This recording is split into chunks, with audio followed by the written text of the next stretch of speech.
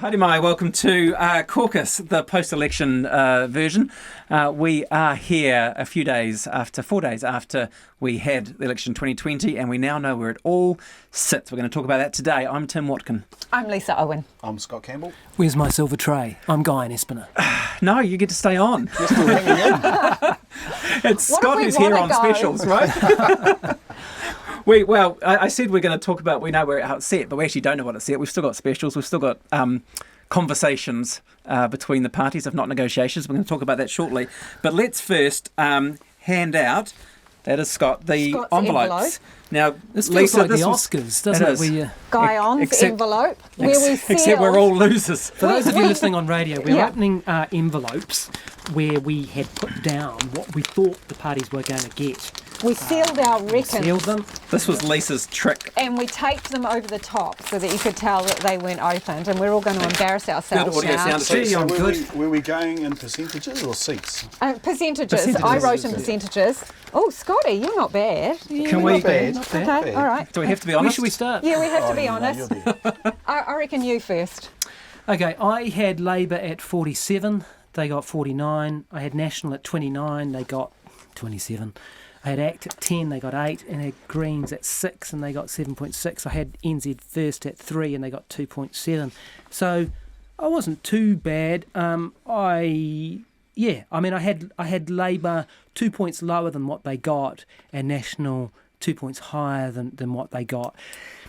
So I guess I was surprised that National dipped quite so low, and I was a bit surprised that Labour got quite so high. But roughly, it was kind of where I thought it was going to be. You're not too bad. I'm going to go after you because I reckon I was the closest to you in the numbers, right? My guesses are pretty close to yours. I had Labour on 47, National on 31%, ACT on 8%, Greens on 6%, and I said everything after that was a wasted vote. So on that 47%, on rough calculations, Labour would have got 60 seats on my reckons.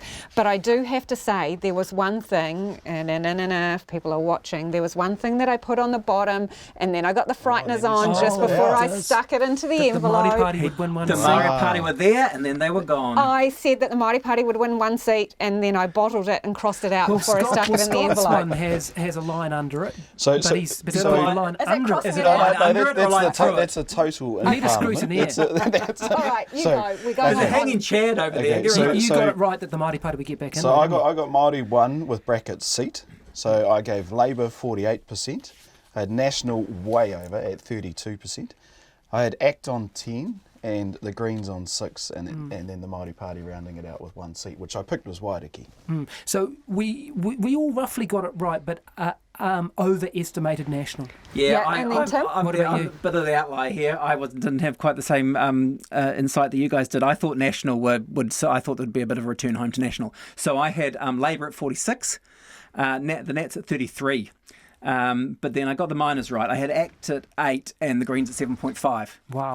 Yeah, Hang on, that's let's have a bad. closer inspection here because he also He's had up the against Lisa frighteners Owen. on, Oh, no. scrutinising. He also had the frighteners on. He's crossed out and done changed his mind about Labour. He's given them did. an extra %. I did. But this is your true result. Yeah. And you were having some thoughts about something down the bottom. No, that but was the wasted vote. I was trying to figure out the wasted vote. Someone check And that the was a seal. wasted effort. Yes, I sealed them. I If sealed them if with I was sellotape. cheating, I would have done a lot better than that. Yeah, and okay. keep National on 33, I can tell you. So as Guyon says, we all overestimated the National Party, but Guyon was the smallest overestimation, and none of us Do I get the said, silver tray? You Probably do. on this time. Congratulations. Well, I actually think Scotty and you will have to share the silver tray because Scotty had Labour at 48%, Yeah, and but then he's got the Nats too high. and he has got the Too Nats high. too high, Yes. but But he he's got the Māori seat, which He's I got the didn't. Māori seat Yeah, well, in there. And I got ACT's 10 seats. Yes.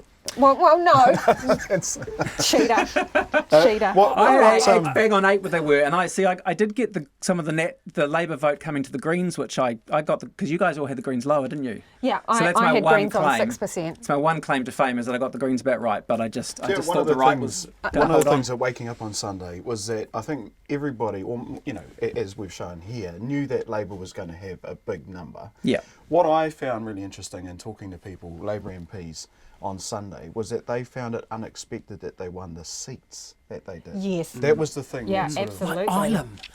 I know. Yeah, I mean, Rangitata. yeah. Yeah. It's insane. And this is some Hamilton of the seats.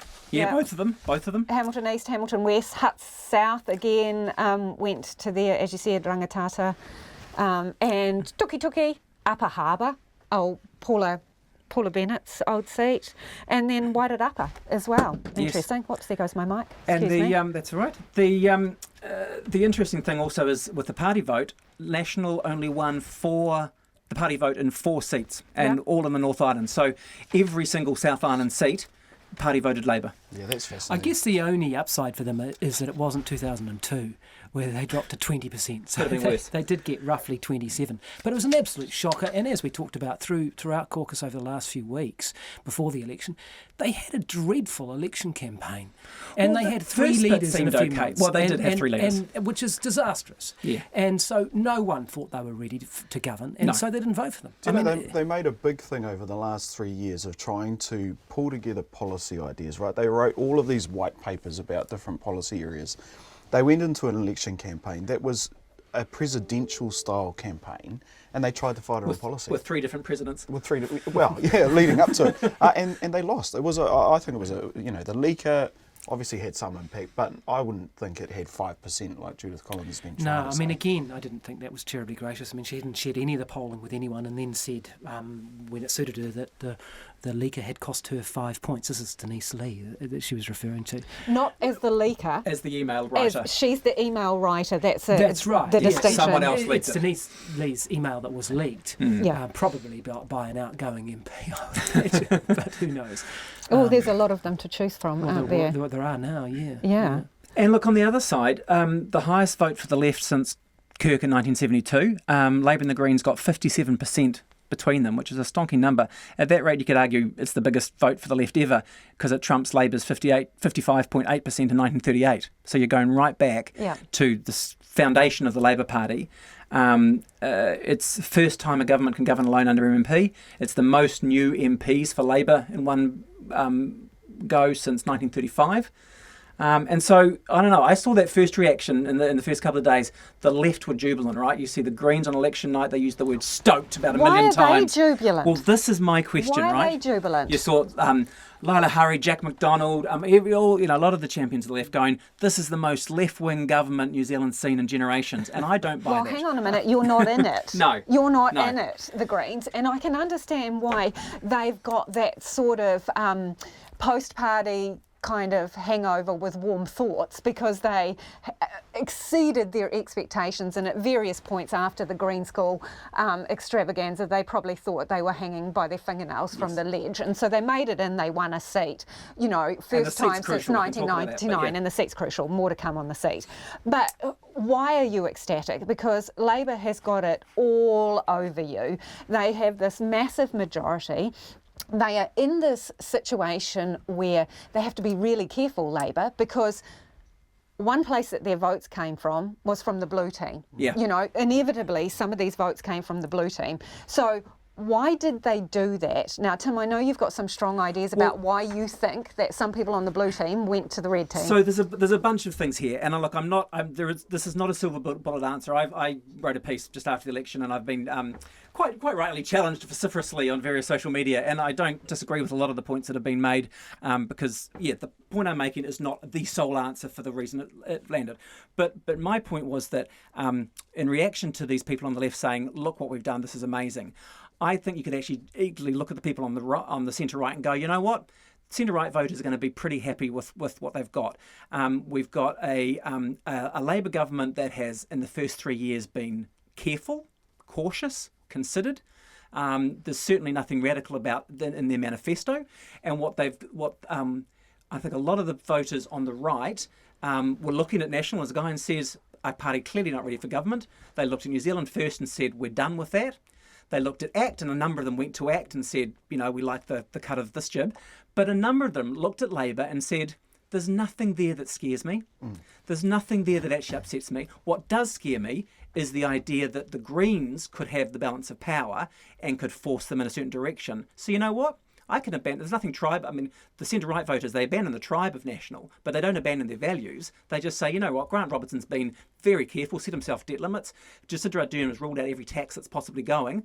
I'm going to quite happily vote Labour. And having written that piece, I got a bunch of, a lot of email, but it's several of them from farmers in the South Island, from people who were talking to people in rural districts, from a couple of very well-connected political insider types in Wellington, who said that they've been talking to ex-MPs and to other people, especially in the farmer community, who said that in that last week there were a lot of phone calls going around the community saying, let's vote Labour because of those Greens. Yeah, and look, I think no doubt the country was wrapped up in the stardust of Jacinda Ardern and how she has handled both the Christchurch massacre, Whakaari White Island, and then the COVID response. And I think we have to give the Labour Party credit for that, because I think it's shown in the numbers. But I also know that a number of people did vote that way, that they were concerned that if the Greens were at the table, it was going to have an impact. Yeah. And I think probably the best evidence of that is this week in the business circles. There's far more certainty, and as a business owner, I've already seen people start to become more optimistic, and they are starting to spend. And that's off the back of the election with a bit more certainty. It's also a convenient narrative as well, and Tim and I have had a conversation about this. I'm one of the people who challenged him on his piece.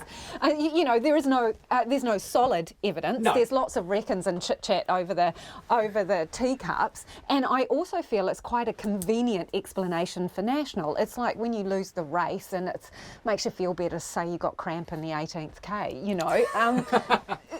In some ways, because and the real test will be obviously if a bunch of these newbies and a bunch of these people in previously blue seats get totally mop the floor with them next time round, whether they are just one cycle of holding those seats. Which brings us to the whole Greens thing in your insurance policy. But I know, Guy, you've probably got some thoughts on whether you believe the narrative that they fled. They two-ticked red. I think I largely agree with Tim's analysis, actually. And I think that they heard Winston Peters' message that that a handbrake was needed on the government, and they decided that handbrake was Labour. Yeah. To some degree. And in some ways, it's not much more complex than saying, look, there's a bunch of swinging voters in the middle who will go with a centrist Labour or a centrist National government. Yeah, we saw exactly the same under John Key, where obviously centrist leftish voters abandoned David Cunliffe, who got 25% in 2014. It's not far off the result we've seen from National this time. And went to John Key. They looked at him and said, I don't see anything too right-wing, too scary. He's not going to gut the state as I know it.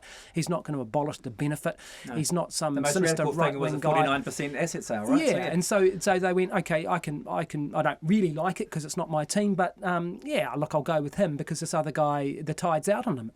And look, if that didn't happen, we would never have change of government. So I don't think it's a radical idea that he's putting forward. Quite why they reached that decision, we don't really know, because you can't get your head inside theirs and what they put on the ballot box. But a lot of people who voted National before.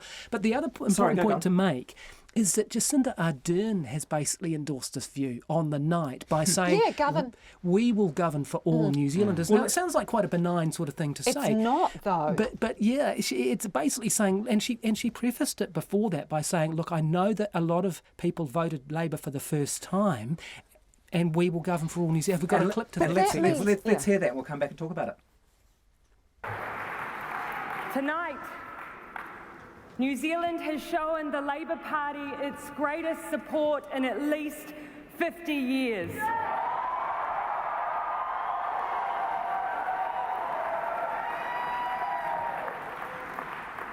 We have seen that support in both urban areas and in rural areas, in seats we may have hoped for, but in those equally we may not have expected. And for that, I only have two simple words: thank you. And so that shows you how surprised she was at the 12% swing we're talking about. But then she went on to make these points that Guy and Lisa are talking about.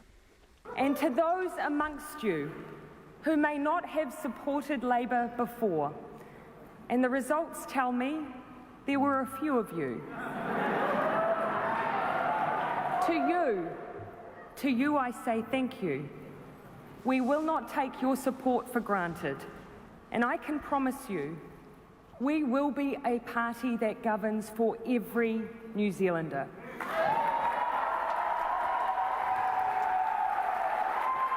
Why were they cheering for that? In some ways, No, I mean, I get because- it. It sounds like a great sort of Obama, JFK sort of line, and it's the sort of political line you expect. But there's something a bit darker in that for their voters. It was very Obama-esque, that whole speech, inclusiveness, consultation, govern for all people.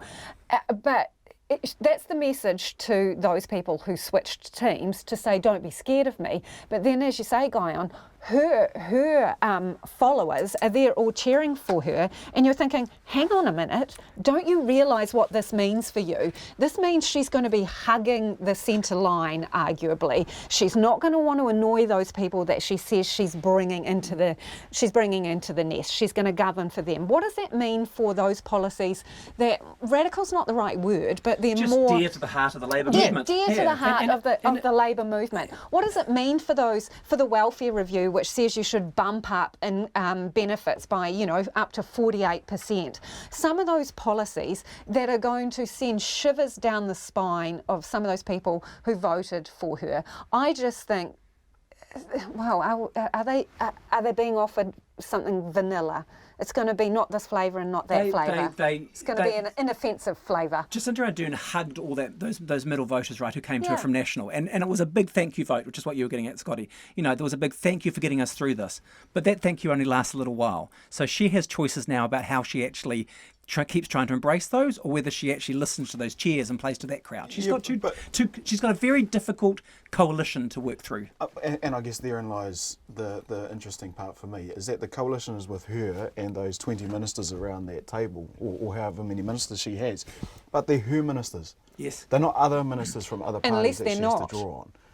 Yeah, the coalition of the government is between those new time Labour voters who used to vote National and the Labour voters. It sort of reminds me of the possibly apocryphal story of the journalist with the amazing contact book, and the person says to them, "Wow, look at all those names in there. You must get some great stories." And the journalist says, "Oh, no, I can't possibly ring any of them because then they'd never talk to me again." and you sort of have that same thing with political capital, right? So you've got 50% or 49%, you've got 64, 65 seats on the specials, who knows? You've got an amazing majority. But what do you do with it? And you go, "Oh, I can't possibly do anything with that because then I'd lose the voters that I've grabbed across." And so that's going to be the dilemma for me, and the interesting thing to watch this term. Yeah, and that's the dilemma she now faces with the Greens. So obviously they're having discussions. The Green Party, I think, used the word negotiation. She uses the word discussion. If you bring in the Greens in any formal capacity, are you then betraying the people who went 2 ticks Labour, brought you this massive majority, told you that they wanted you to govern alone? So you've got that rod for your back, and also, if indeed you come to the third term and those National voters who voted for you for whatever reasons go back to their side, you need some kind of insurance policy. So you don't want to alienate the Greens. That's right. Because you got to know that those swing voters, by definition, swing away again. It's a pendulum. Yeah, so you've got to give something to the hard left who are more likely to stick with you, don't they? But I also think that in watching that clip, that you are looking at somebody who is believable to the wider New Zealand public, and that's shown in the numbers, and somebody who is not scary in a sense of setting yourself up for as long as she wants to govern. And I think that's, for me, that's what came through on Saturday night, which was... But the shine still goes off people. But you would have said those same things about John Key. I remember sitting, after 2002, when National got 20% of the vote, I remember sitting there with Steve Mahari and Mike Williams. It was a briefing for the press before their conference, and they openly said, our aim is to eliminate the National Party. No, they actually, and there was serious discussions. Yeah. They might not quite have put it like that, but it was pretty close. Eliminate them as a major force or something to that effect. And there was serious discussion about the National Party could never come back from this. I tell you what, New Zealand, you wait.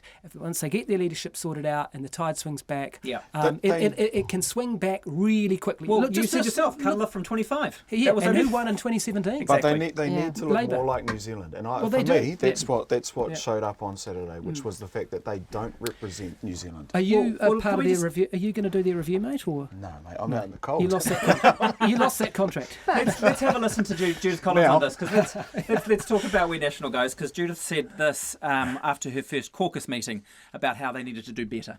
We've had a very good caucus meeting where we have talked about the review that the National Party is undertaking into the last sort of term of government, of opposition I should say, but also the campaign itself. Well, I think there are, I very, as you know, I've sort of put everything into it. But, you know, there are a few things I thought, oh, my goodness, why did I do that? But that's the nature of the beast, and we're not going to go down a forensic look at that today. It's going down the rabbit hole. Well, that's why we have a review. What do you think were some of those things that you could have done better? Well, we'll wait for the review. There's some things I thought I could have done better. She could have done better.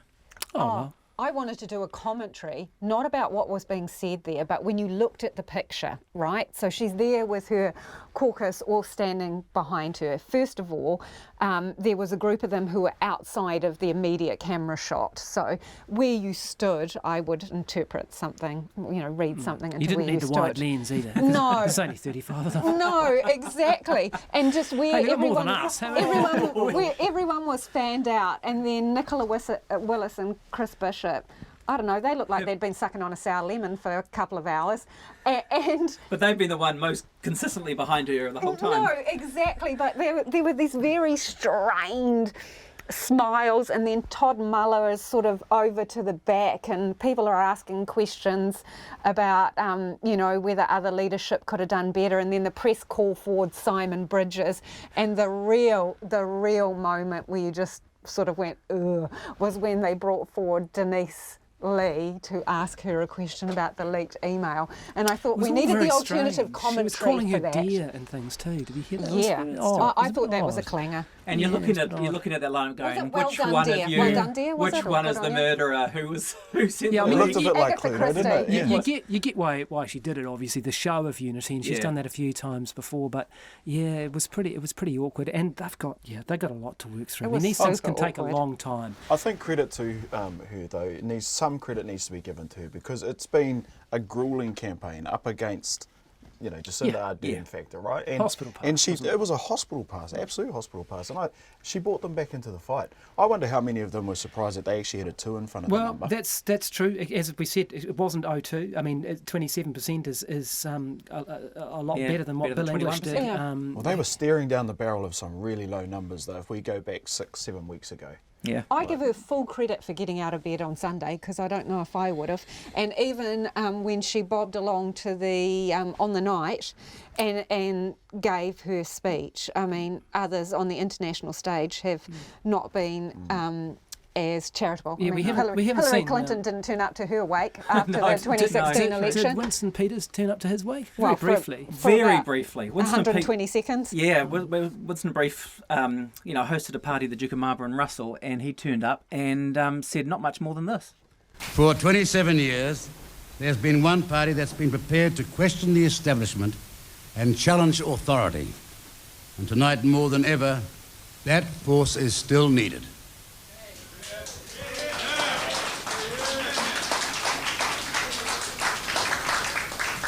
For in any challenge, it is the preparedness to stand up and take on the challenge, win or lose, that really matters. And as for the next challenge, we'll all have to wait and see. So was that a yes, I'm sticking around because the challenge is still there and you're measured by your willingness to stick around, or was it just words? If you're going to stick around, don't shove Shane Jones out there to deal with all the questions and all the media. Don't go out the back door through the kitchen. On a massive hangover for Jones. This no, is no. by his own words. No, he Yes. said, He's drunk a gallon of wine. A gallon of red wine. After Yeah. the Tennessee whiskey. But that's a classic Winston though, right? Go out on his terms. So Yeah. like and leave if everyone he- else chasing around still. Leave and- it hanging there as if there might be a challenge coming back in Yeah. 3 years. He almost looked 20 years younger just in that one clip throughout that campaign. He has been struggling, right? And He has. He would have known that the phone was off the hook over the last couple of weeks. Well, the handbrake was on the bus. Yeah. It was still travelling, but it wasn't going anywhere. That's a hideous way to go out when you think of more than 40. I don't mean the vote. I mean the vote idea. too, Yeah, right? that too, because that's what's made you hit the skids. But the thing that sticks in my head is what he said about being the handbrake. So he exits carrying the cup embossed with the handbrake written on it. That's when true. he could have, Yes. when he could have embraced his achievements in a government that was arguably, on the up and up in the minds of New Zealanders. 'cause the Greens got he could there have on that basis, ridden. didn't they? He could have ridden that Yep. wave. Said, He "I am the Queen Maker." He chose to go negative. Yep. He turned his bus around at the 11th hour and tried to go positive, but it was too late. So for me, Yes. he goes out, both hands on the embossed cup that says the handbrake. But that's very typical. The guy always wanted Blows a up or negative. burns the bridge. He wasn't a. Look, you got to go back and you can say there are things he contributed. The gold card is there as a legacy to him. The free doctor visits for kids under 6. There was some stuff that New Zealand First actually did achieve. But his career is defined by his battling and having a crack at people. And I think his stickability, though, for somebody to be around politics for that long anywhere in the democratic world is probably unheard of. He's been there and he's done it.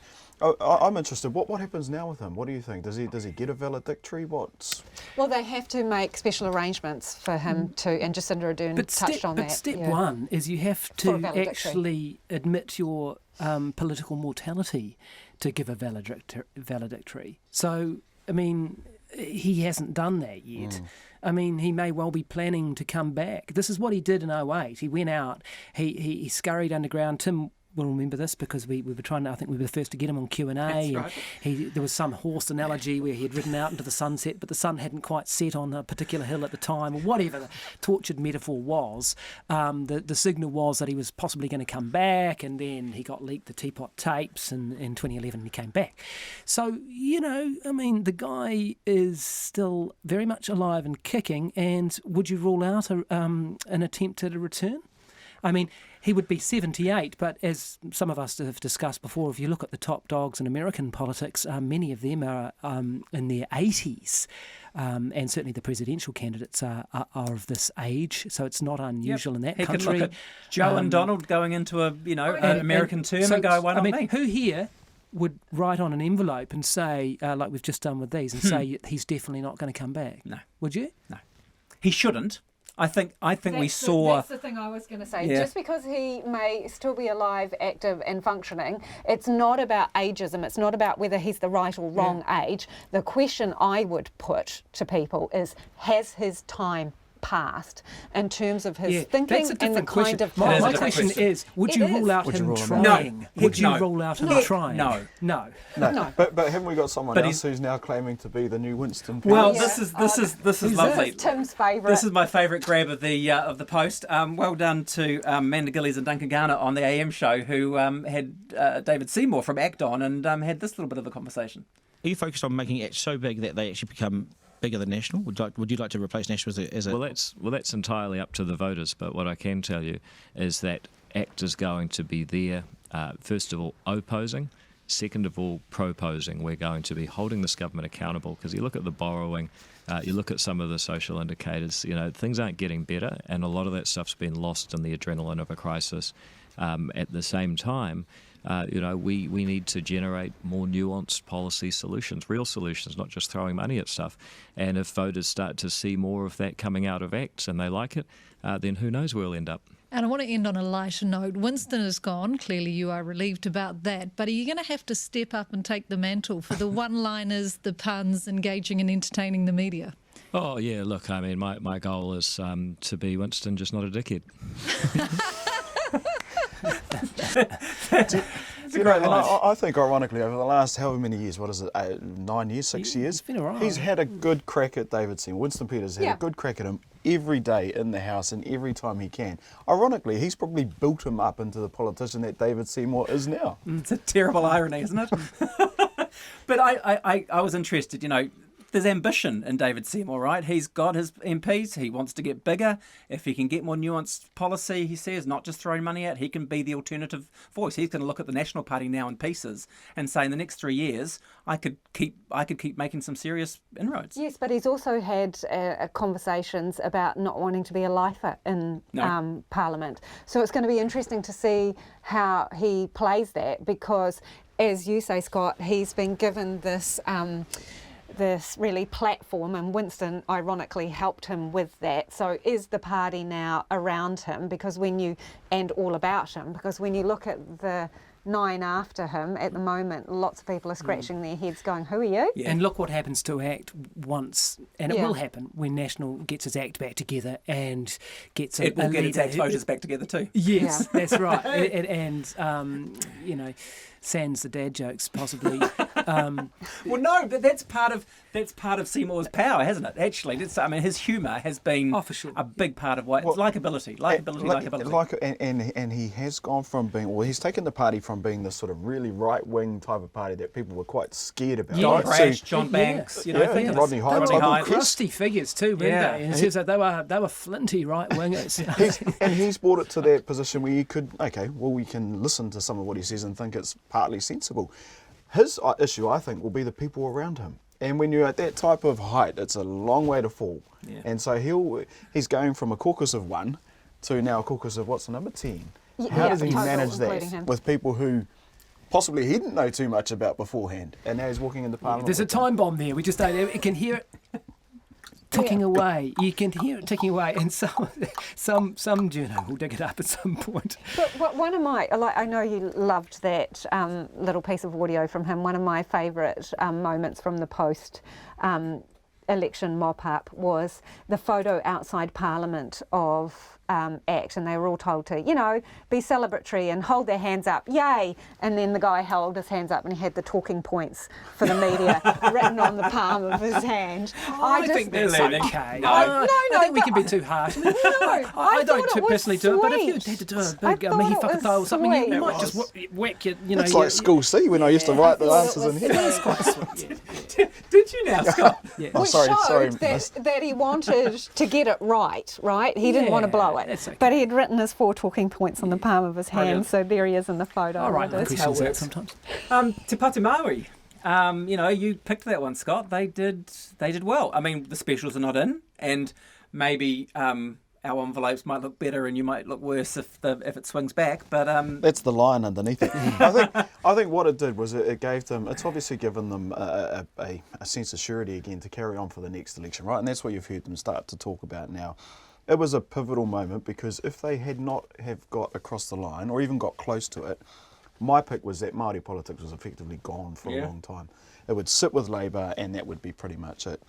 I think Rawiri Waititi ran a really good campaign in the Waiariki. He was on the ground, you saw his face everywhere. My daughter kept talking about the man with the hat all the time. And it is somewhat a protest vote against Tāmati because he hasn't been in the electorate as much. It's going to come down to specials. It's going to be a tight race. But what it does say is that the Māori Party now has the waka on the water, and it doesn't end here. We're preparing for the next 3 years. How were you able to do it against that big red tide that did sweep a lot of seats away? Yes. Yet you have come back against that. How did you do it? Well, what we did? We ran a strong ground campaign, and we ran a very Māori campaign, and we capitalised on the vehicles that our people naturally congregate to, especially through kapahaka and through sport, and through spaces like that where our people actually are. So there's a saying in Māoridom, the power, the rock never goes to the power must go to the rock, and that's how we've run our campaign. God, you'd be humiliated if you were Tāmati Coffee, wouldn't you? It's the only seat they lost. It's the... I mean, it is the the red only tide that's all to you and you still drown. And it's not just that you lost it, it's as Tim's pointing out there, that everything was going in Labour's favour. They get these huge numbers and you don't make it across the line, which raises a lot of questions about whether you put the mahi in. And he is still kind of not addressing it because he says, I'm not calling it yet, the specials are not in. You could be a bit more gracious about it, maybe. The humility factor, which is a huge thing in Māoridom, and I think that even if he was to lose that seat, if he showed some humbleness over this period, Tāmati might be looked on differently from Māori over the next 3 years. Now, I think it's a good thing that the Māori Party is back. I think there is a place for that voice inside Parliament. There is, though, also that other, the flip side to that, which is there are a lot more Māori in Parliament just by the fact of MMP. Yeah, absolutely. Māori are doing better than their population, proportionally, which you can't say that about many stats in Te Ao Māori, but 15% of the population, and I can't remember the exact numbers, but it's something like 19-20% of the MPs, isn't it? It's better than proportionally for the population. So weirdly, under our first majority sort of non-MMP government result, we have some of the attributes that we expected from the system when we And this brought again places more expectation on Jacinda Ardern's second term government. You've lost one Māori seat, you got 6. There is a huge responsibility now to deliver on certain things. I mean, you probably got some views on this, Scotty. Where are those MPs going to feature in your lineup now that you've got a bunch of ministers who are exiting, who held portfolios for other under other party banners, New Zealand First, and potentially the Greens. How are you going to raise those ministers up so that those voters who voted for your people in those Māori electorates believe that you are giving them the kudos and the power that they should get? Yeah, and one of the hardest decisions I think at the moment is who is her Deputy Prime Minister. Yeah. Because they purposely put Kelvin Davis in that position as Deputy Leader to reflect exactly what you're saying.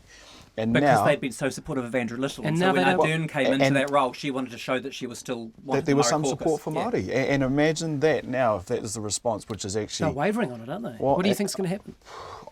It didn't look like they I don't want think, him, does based on his speech the other night, that he can be the Deputy Prime Minister. It But was a shock. This is his Taniwha weird poem. Poem. Yeah, I it was a think bit odd. my view, humble opinion, would be that they set up some type of really strong Māori caucus inside the Labour Party. They do already, but that it actually has some prominence and has some power.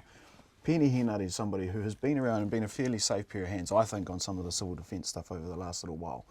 He's been gunning for health. He wants it. He yep. won't. I don't think he'll get health. I think but he'll give get him half more of it, of it. Scotty. Yeah, exactly. I think they'll split the portfolio. Okay, I'm calling it now. They're going to split their health portfolio, and the Māori Health Authority or some authority over that part of it will go to Pēni Henare. And also then you've got obviously Tracy Martin's portfolio, which encompasses Oranga Tamariki. I mean, who wants that? But someone's going to have Nanaia to have Mahuta, it. maybe. Well, she is, Tracy Martin herself says if she had to choose a minister, she would choose Nanaia Mahuta. But will Nanaia Mahuta want it? I don't know. She seems not so...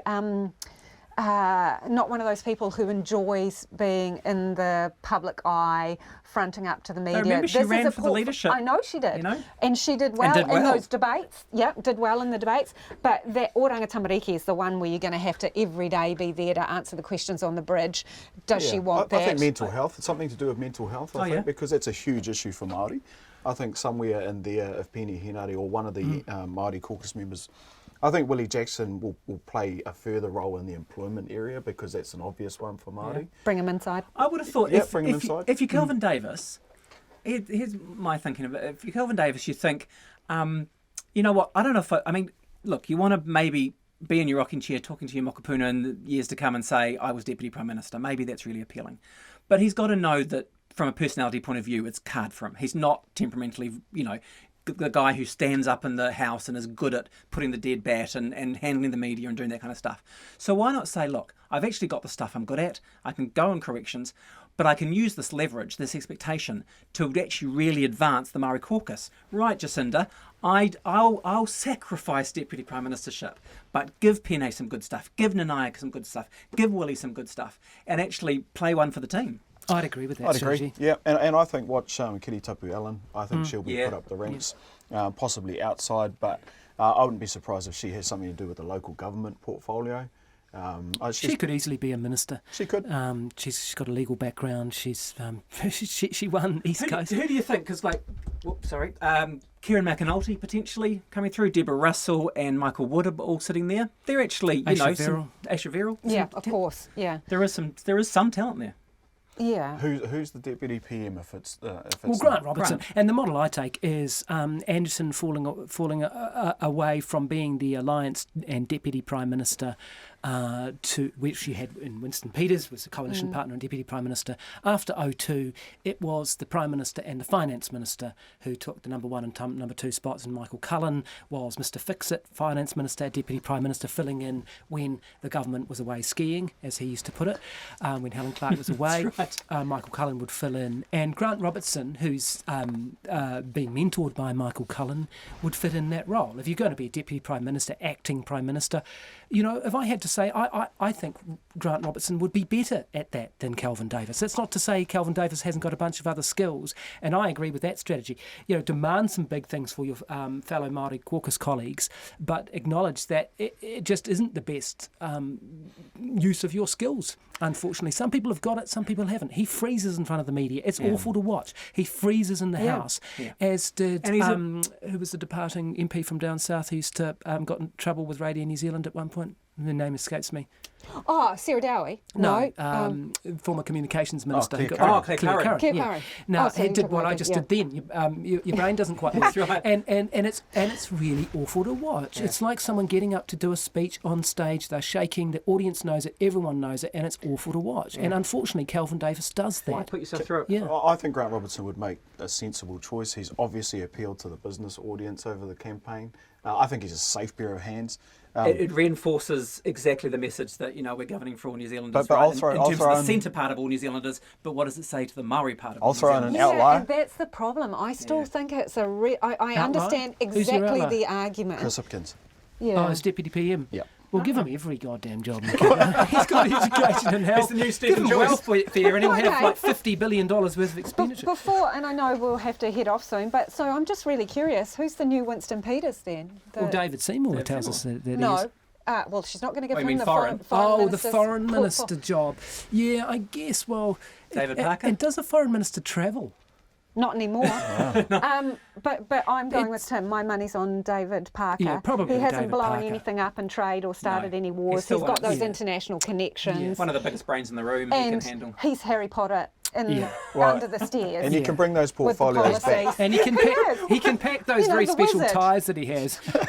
You can bring the portfolios back together, which is what Yes. happened. And it the was previous only Foreign divorced. Affairs and Trade. They were only divorced because Winston Peters didn't support the free trade agreement with China, which was signed in 2007, and he didn't want to. So they separated foreign affairs with trade. And China's still, Peters hasn't handled China well this term, so it might be good to, from a foreign policy point of view, to to actually. actually. 2023. Yeah. Hey, we haven't talked about the Greens before we go, so let's just listen to Chloe Swarbrick, if we can, Simon, on election night, because winning Auckland Central was quite something.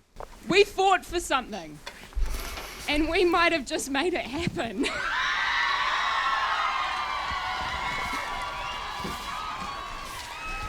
So I want you to remember this moment when anybody tells you that it cannot be done.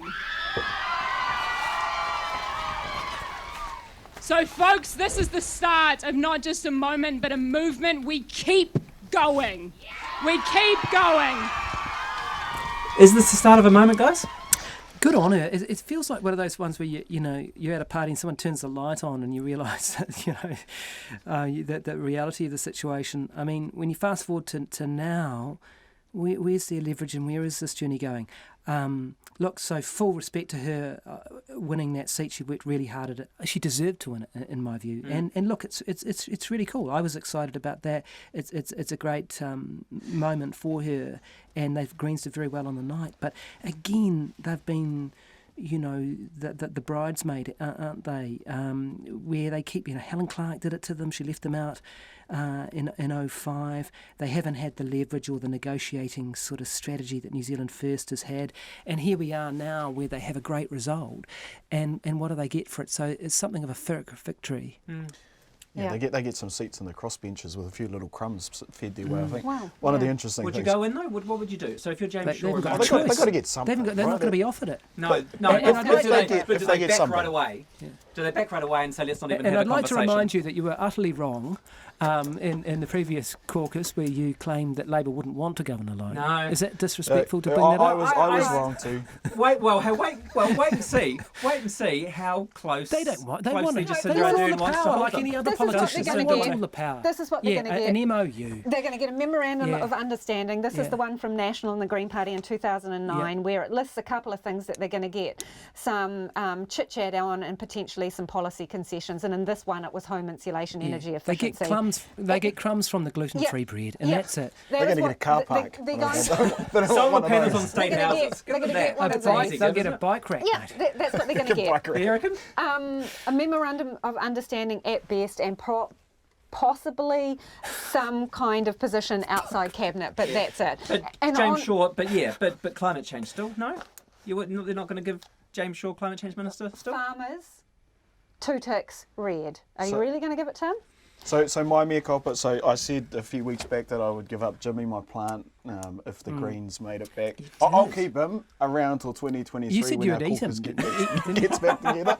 I think though I did pick Chloe you say you're going Swarbrick. If we vegan? go back to one of our very first caucus meetings, I did. I said that she would be there or thereabouts. We'll go I'll through the take files that. and see Did whether you there's get even- an apology at all during this campaign, mate? That was one of your things that you wanted Who did I want an apology from anyone. No, that's right. Yeah. I'm Well, still I'll waiting for Winston. apologise. I'm still waiting for Winston. Actually, I'm still not convinced hang on. Labor particularly wanted all this power, but they've got it and they did fight for it, so they must have wanted it on some Are you level. kidding me? They're politicians. Yeah. Of course they Yeah, wanted the yeah. power. Oh, look, okay. And just I'll before we walk go away from it. on Auckland Central, Chloe's win, I thought Helen White, not a great campaign and not some and a very bad tone Yes. in some and she's still going with it. in some areas. So I think she sunk her own ship in the last few weeks, especially with the comments And about I wonder. it'd be great if Chloe bowed out. I wonder what sort of kind of tension there'll comments. be in that caucus with someone who holds a seat versus the leaders who are there by way of getting over the 5%. Well, Chloe's a future threshold. leader, but she, this could be really significant for the Greens if they can build on a seat. Then think about the last few campaigns where it's always been, can the Greens get 4%? Wasted vote. Yeah, this but- takes but away all what that about- argument, right? You can are say they we're going- guaranteed. How are they going to advance any of their interests in No, this term? they're not. It's like 1999. They're not. They won a seat, they get over 5%, and what do they And they get left, yeah. And until, the thing is, and if this will Labour- be really controversial for people who want to write in or text in or Back on savage online. me on social media. Send But envelope. until they have a negotiating strategy or that they can work with both sides of politics, they're not going to get that. And you can say, oh yeah, but they should never go with national. That's fine, have that. You do that. That's cool. But you're not going to then. You're always going to be at Labour's beck and call, and that's the difference Unless you get between big them enough. and New Zealand First. Unless you can take enough of the Or the Māori Party, who did the same. Yeah. They worked with National, and people get crucified for them for that. But if you're a smaller party and want leverage, then you need to be open to both sides of politics. Otherwise, you're not going to have that leverage. And if you don't want that, then that's fine. But this is the kind of situation you get left in. Which is exactly what Stuart Nash said in the dying days of the election campaign when he said on Mike Hosking that what are the Greens going to do? Go and form the most unholy alliance in politics? Yeah, nah. And the problem with that, I mean, I can still see the So you argument. take them for granted, don't you? Yeah, I can still see the argument that James Shaw makes that there cannot be a scenario where even if it was close, you're going to choose Labor anyway, right? When you're in a position where you're going to go, you could go either way. Who actually believes you're going to choose National over Labor at any time? So it's a bit of a pretend position to take because everyone knows what you're going to decide in the end.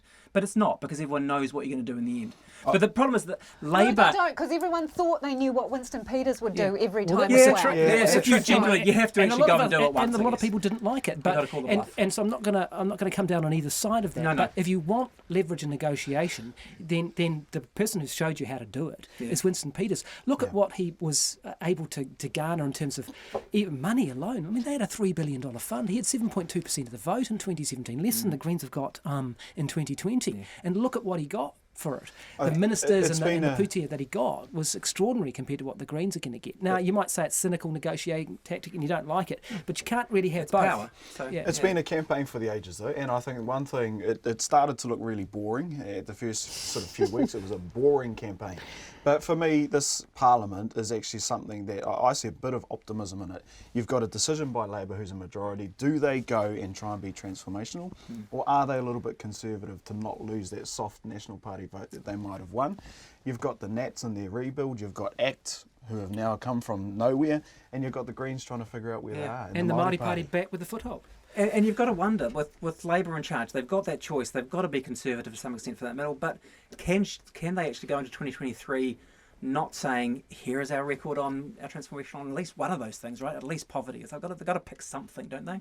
Would they? I mean, I think they might. If you're Labour and you had to pick one thing, and we can wrap up on this, what would you do to get through? I think they could still afford to go hard on poverty.